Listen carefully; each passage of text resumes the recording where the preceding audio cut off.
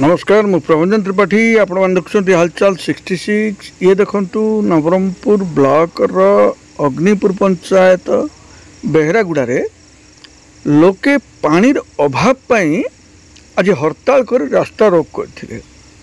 एटा केते दूर जुक्तियुक्त आपण मैंने चिंता करंतु। प्रत्येक साही की गलु आमे प्रत्येक साही रे 5-7 गोटी नलकूप अच्छी। प्रत्येक लोक को भल भाव में पानी मिलूची।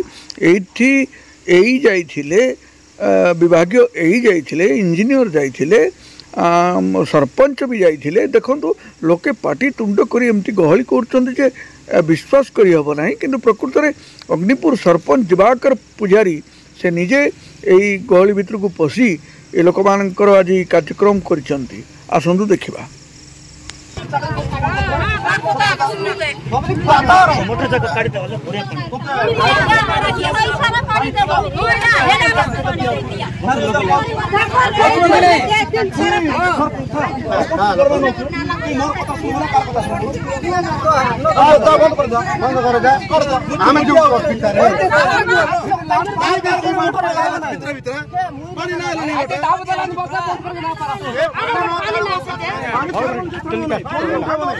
माँ मैंने सब जगह बोरवेल आम बुलिलु सब बोरवेल देखिलु घर पाखे पाखे बोरवेल अच्छी 100 मीटर भीतर बोरवेल अच्छी। तुम कौन चाहूच? तुमर कौ साई?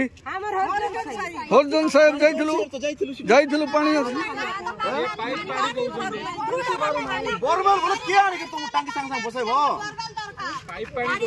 पाइप पानी दिया यार बरोबर किंतु दिया पाइप पानी जाउछि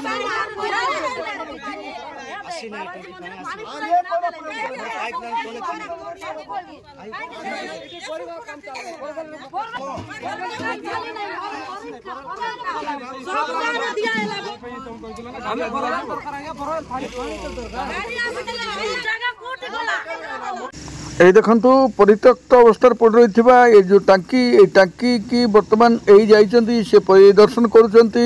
तो ये टांकी पुनर्बार गठन हम पुनर्बार ताकू तैयारी हम आई टांकी भितर मैला नर्दमा जी अच्छी मैला मचका काच सब भांगिक पड़ी पानी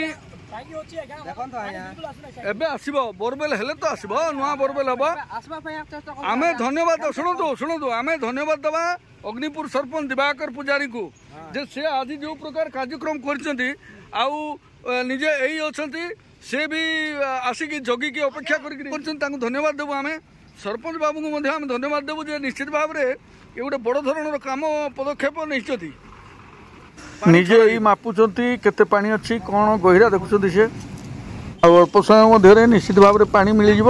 लोके हैरान होते सीधा सड़क भाव में इलेक्ट्रिकल को आम ये डाकिचु इलेक्ट्रिकल आसी से करेन्ट देकी जीवे आ निश्चित भाव में लोके सुविधार पानी पाइबे बोली आम अनुभव करुचु। आ पुनर्बार नवरंगपुर जिले में यहपरी कार्यक्रम हठात कार्यक्रम हवाटा किसी कांक्ष देखा जाए किंतु आज प्रशासनिक पदक्षेप दृढ़ भाव में कार्यानुष्ठान ग्रहण कर। नमस्कार मु प्रभंजन त्रिपाठी आपण मैंने देखुता हालचाल 66 सबुबले सबु जगह।